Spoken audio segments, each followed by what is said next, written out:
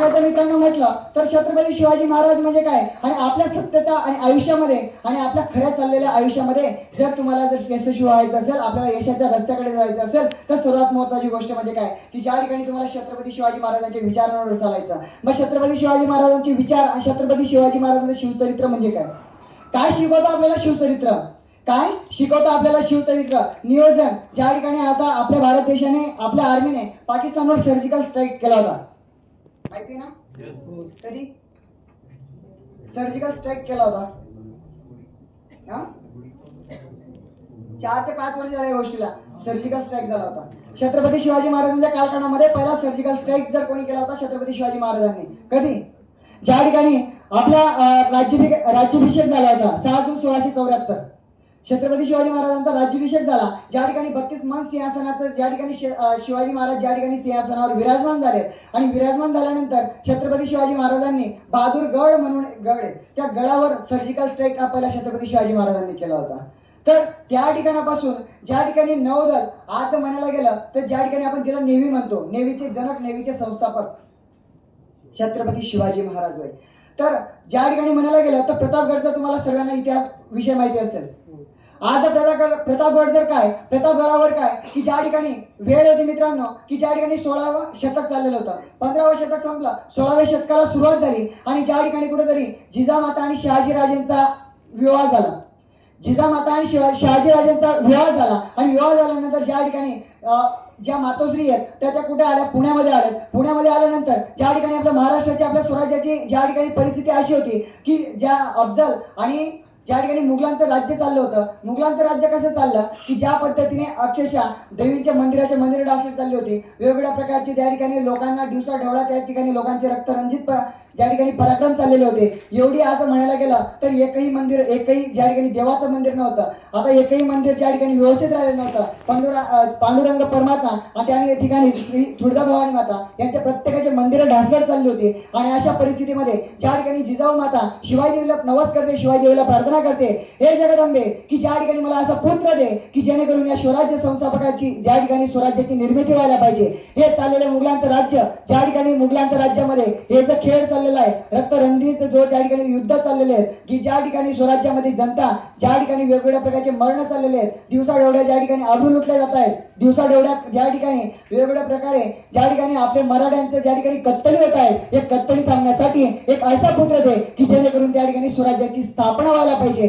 जिजाऊ महासाहेब शिवाजीला प्रार्थना करतात आणि नवे ज्या ठिकाणी छत्रपती शिवाजी महाराजांचा ज्या ठिकाणी जन्म होतो 19 फेब्रुवारी 1630, उद्याचे आपण प्रत्येक जणी त्याला साजरा करणार आहेत. मित्रांनो 19 फेब्रुवारी 1630 जर म्हणायला गेलं तर आपल्याला ही शिवजयंती फक्त वर्षातून एकदा साजरी होणारी नव्हे तर वर्षातील 365 दिवस ज्या ठिकाणी आपल्या मनामध्ये आज जर विचार केला छत्रपती शिवाजी महाराजांची जयंती फक्त इथपर्यंत नाही की तुम्ही म्हणाल की सर आम्ही पण आता जर एक शिवाजी जयंती किंवा शिव विचार जर म्हणायला गेले तर आम्ही पण तलवारी घेऊन जर रणांगणात जायला पाहिजे का? नको. फक्त ज्या ठिकाणी एक जर मुलगी राहिली तर तिला फक्त ती जर एकटी मुलगी तर आपल्याला संधी नव्हे तर जबाबदारी ज्या दिवशी कळायला लागली तर त्या दिवशी कुठेतरी छत्रपती शिवाजी महाराजांचा विचारांचा जागर झाल्याशिवाय राहणार नाही.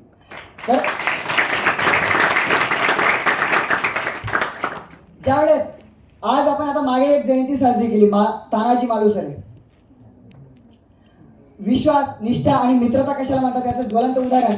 ज्या ठिकाणी छत्रपती शिवाजी महाराजांचा दरबार भरलेला होता, भरल्या दरबारामध्ये ज्या ठिकाणी छत्रपती शिवाजी महाराजांचा भरला दरबार होता आणि दरबारामध्ये कोंढाणा किल्ला घेण्याचं जे प्लॅनिंग चाललं होतं, नियोजन चाललेलं होतं.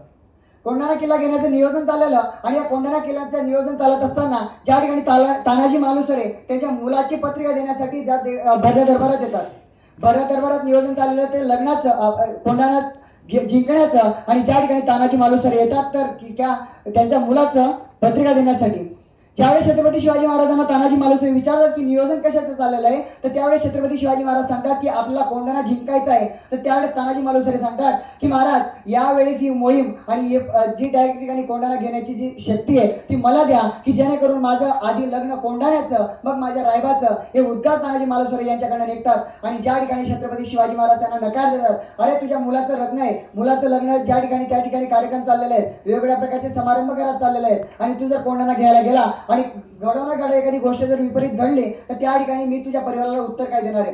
तर त्यावेळेस म्हणतात की राजे माझा मुलगा जर समजा मी जर कोणाला जिंकताना माझं जर काही बरं वाईट झालं तर माझ्या मुलाला दुसरा बाप म्हणून तुम्ही आहेत, पण ज्या ठिकाणी तुम्ही जर ज्या ठिकाणी कोणाला घ्यायला गेलेत आणि तुम्हाला जर काही झालं तर अवघ्या स्वराज्याचा बाप ज्या ठिकाणी जाणार आहे. एवढे उद्गार या ठिकाणी तानाजी मालुसरे यांचे आणि छत्रपती शिवाजी महाराजांचे होतात. न ऐकून तानाजी मालुसरे ज्या ठिकाणी कोंढाणा किल्ला घेण्यासाठी जातात आणि कोंढाणा किल्ला घेण्यानंतर त्या ठिकाणी एकीकडे रायबाचं लग्न, तानाजी मालुसरेंच्या मुलाचं लग्नाची तयारी चाललेली आहे, जय्या तशी तयारी आहे. अवघ्या काही दिवसातच ज्या ठिकाणी रायबाचं लग्न होतंय आणि एकीकडे कोंढाणा जिंकण्याची स्वारी चाललेली आहे. ज्या ठिकाणी छत्रपती शिवाजी महाराजांच्या कानावर बातमी येते की ज्या ठिकाणी कोंढाणा जिंकला गेलेला आहे आणि नंतरची बातमी येते की ज्या ठिकाणी छत्रपती शिवाजी महाराजांचा कोंढाणा जिंकण्यासाठी तानाजी मालुसरे गेलेले आहेत, तर तानाजी मालुसरे सुद्धा त्यांचा मृत्यू झालेला आहे. तर त्या छत्रपती शिवाजी महाराजांचा इतिहास कुठला जातो की ज्या ठिकाणी गड आला पण आपण त्याला म्हणतो सिंह गेला. असा या तानाजी मालुसरे कोंढाणा जिंकला जातो. ही मैत्रीचं आणि निष्ठेचं ज्या ठिकाणी ज्वलंत उदाहरण म्हणजे माझे छत्रपती शिवाजी महाराज आहेत. मित्रांनो, छत्रपती शिवजयंती आणि फक्त शिवविचार आणि शिवचरित्र म्हणजे फक्त शिवाजी महाराज होय का, पण आजची परिस्थिती पाहायला गेलं तर माफी मागून एक उदाहरण देतो. ज्या ठिकाणी गरीबाचं कुटुंब एक परिवार आहे, एक गरीबाचं कुटुंब एक परिवार आहे, त्या परिवारामध्ये एक मुलगा, ज्या ठिकाणी एक मुलगी जन्माला येते. शेतकरी कुटुंब आहे, फक्त पती पत्नी आणि त्यांचं ज्या ठिकाणी मुलगी असे तीनच लोक त्या ठिकाणी राहतात. बऱ्याच दिवसानंतर ज्या ठिकाणी शेतकरी कुटुंबामध्ये मुलगी जन्माला येते, अगं गावामध्ये साखर वाटली जाते, पेढे वाटले जातात. शेतकरी कुटुंबाला वाटतं की नाही माझ्या कुटुंबामध्ये काय आलेली आहे, मुलगी जन्माला आलेली. ज्या ठिकाणी त्याला बापाला वाटतं की नाही मला मुलगी काय आणि मला मुलगा काय, सर्व समान आहेत. आणि त्या ठिकाणी त्या मुलीचा वेगवेगळ्या प्रकारे त्याला एवढा आनंद होतो त्या बापाला की नाही माझ्या मुलगी मला जन्माला आलेली आहे, बऱ्याच दिवसानंतर माझ्या घरात एक लक्ष्मी जन्माला आलेली आहे. तर या ठिकाणी हिला मी काय करेल, उत्सव शिक्षण देईल, चांगल्या प्रकारे त्याला शिक्षित करेल, वेल ग्रॅज्युएट करेल आणि कुठेतरी माझी मुलगी माझं नाव रोशन करणार आहे.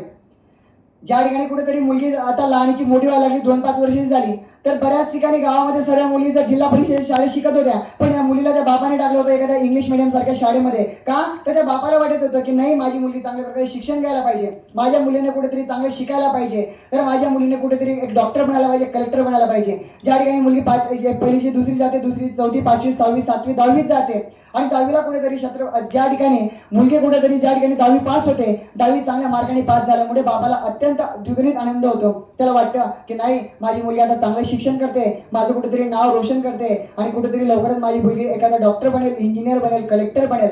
आणि या पद्धतीने ज्या ठिकाणी ज्या ठिकाणी तिला वडिलांचा मनामध्ये एक वेगळा आनंद असतो.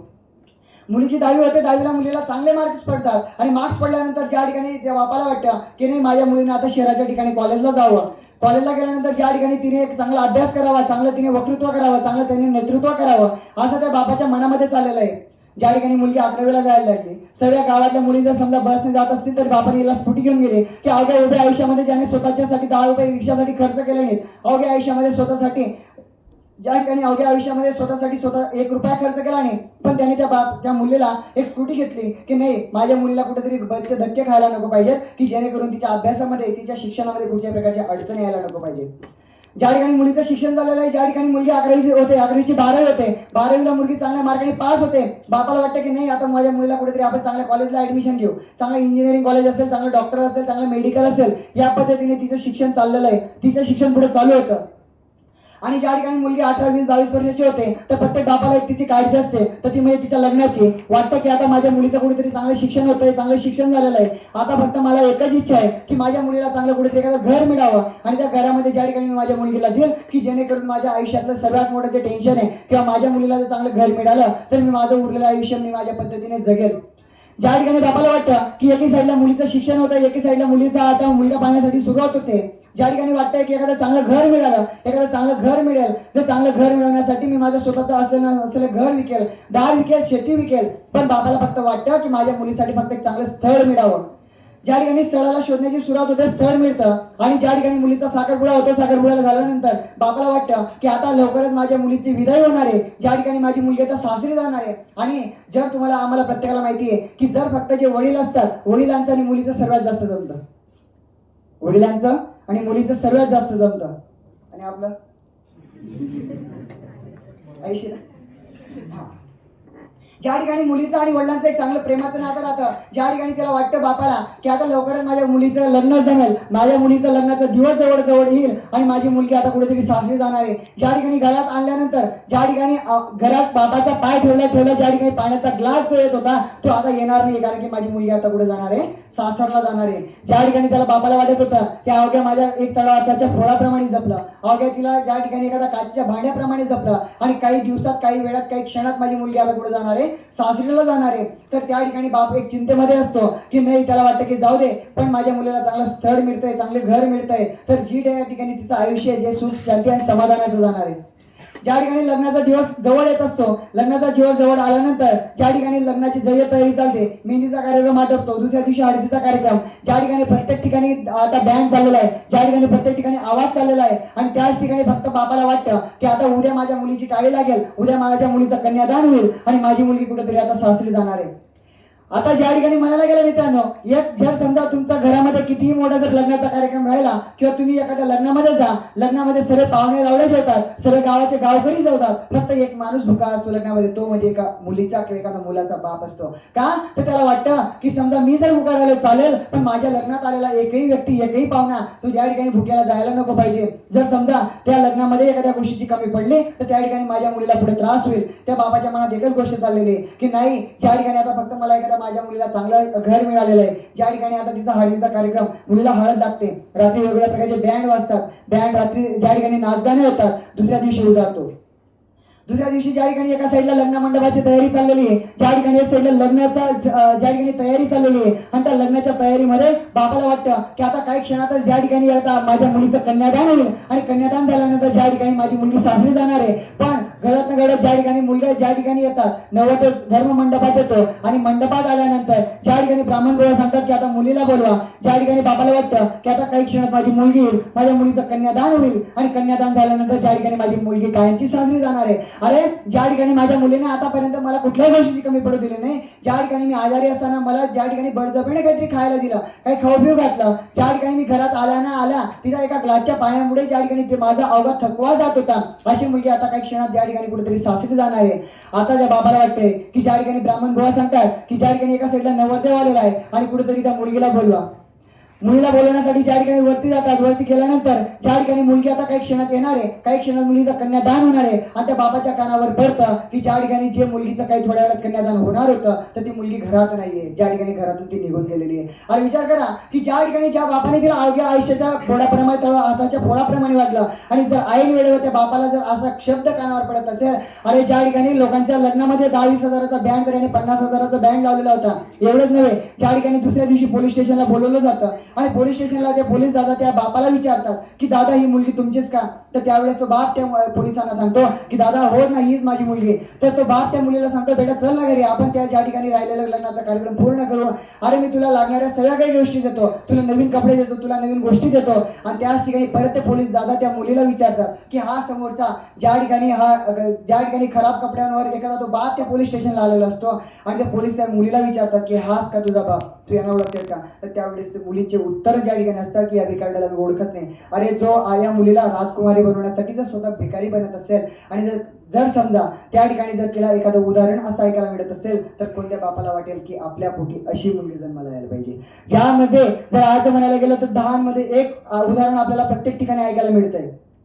10 मधून जर एक उदाहरण आपल्याला ऐकायला मिळतंय की आज जर प्रत्येकाचं म्हणायला गेलं तर जर समजा काळजाचा तुकडा ज्याला म्हटला जातो आणि अशा वेळेस जर अशी परिस्थिती आपल्याला पाहायला मिळत असेल, एक ज्या ठिकाणी आज हे उदाहरण देण्याचं रिझन एकच आहे की ज्या ठिकाणी फक्त आणि फक्त आपण जर फक्त एवढं जरी बदलून गेलो, ज्या ठिकाणी आपण एवढं जरी बदलून गेलो की मुलाने फक्त एवढं कमवावं की जेणेकरून त्याच्या बापाचं नावाने त्याला नाही तर त्याच्या नावाने त्याच्या बापाला ओळखलं जायला पाहिजे आणि मुलगीने फक्त एवढं जपून जावं की स्वतःच्या बापाने आणि स्वतःच्या भावाने 4 चौघामध्ये उंच अशी मान करून फिरावं. एवढं जरी केलं तर खऱ्या अर्थाने आपली शिवजयंती साजरी झाल्याशिवाय राहणार नाही.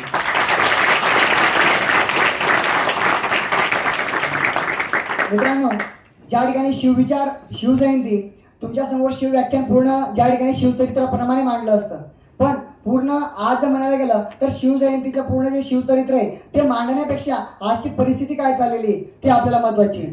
कारण ज्या ठिकाणी आज जर तरुण जर पाहायला गेलं तर आपण कोणत्या रस्त्याने चाललेलो आहे, आज आपण कोणत्या परिस्थितीवर चाललेलो आहे. जर लहान लहान आपल्या आयुष्यामध्ये छोटेसे जरी प्रॉब्लेम झालेत तर ज्या ठिकाणी आज तुम्हाला अफजल खानाचा जो पूर्ण इतिहास तुम्हाला माहिती असेल, प्रतापगडावर गेलेले असतील तुम्ही, रायगडावर कोणी गेलेलं, रायगडावर प्रतापगड ज्या ठिकाणी बडी बेगम नावाची आदिलशाची आई, ज्या ठिकाणी ती तिच्या भरल्या दरबारात छत्रपती शिवाजी महाराजांचे एकेने एक किल्ले घेणं चालू होतं.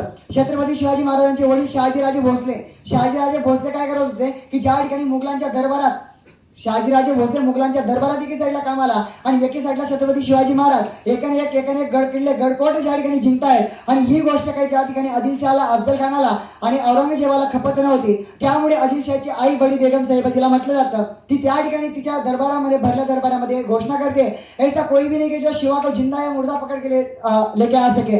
कारण आतापर्यंत ज्या ज्या गोष्टी घडल्या होत्या, जो छत्रपती शिवाजी महाराजांवर वार करण्यासाठी गेला होता तर प्रत्येक वेळेस त्याला हारच मानावी लागत होती. आणि ती त्याच्या भरल्या दरबारामध्ये सांगते की असं कोणीच नाही की आपल्या पूर्ण मुलांमध्ये की जो छत्रपती शिवाजी महाराजांना की वो शिवा को कोई जिंदा या मुर्दा ला सके. तर त्यावेळेस औरंगजेब नावाचा व्यक्ती उठतो आणि तो त्या ठिकाणी सांगतो की छत्रपती शिवा को जिंदा या मुर्दा मैं लाऊंगा. तर त्या ठिकाणी तो निघतो.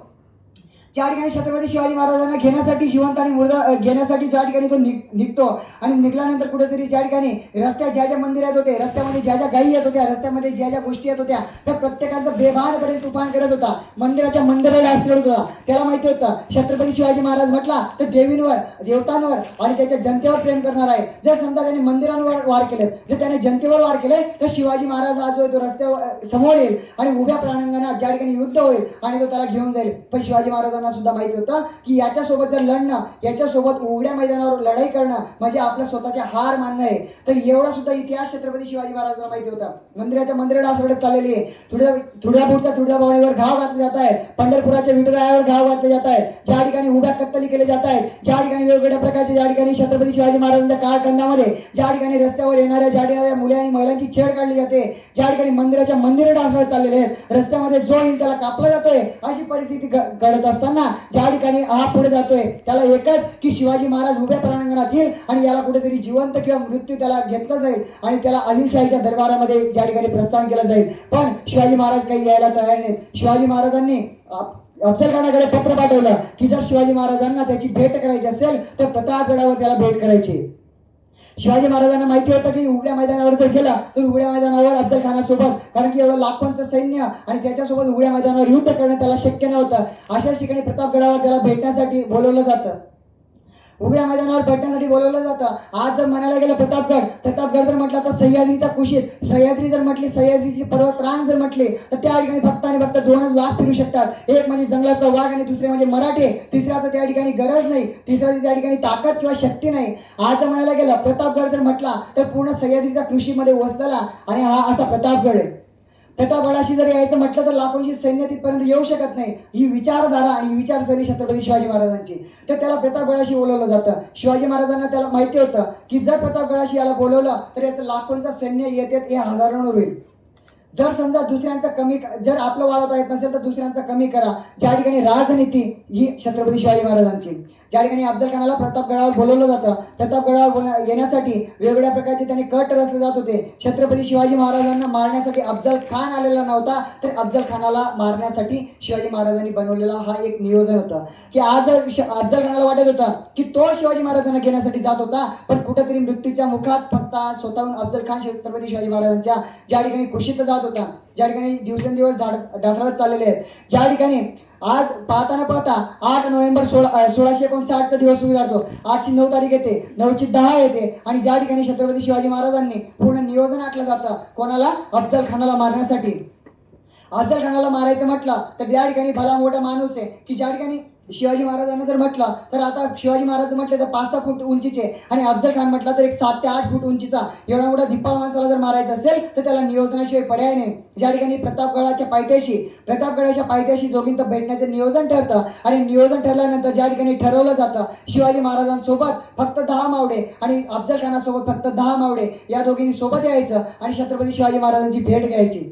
वेळ सांगितला जातो, दुपारची 12 वाजेची वेळ ठरवली जाते. छत्रपती शिवाजी महाराज वरती प्रतापगडावरून खाली येतात.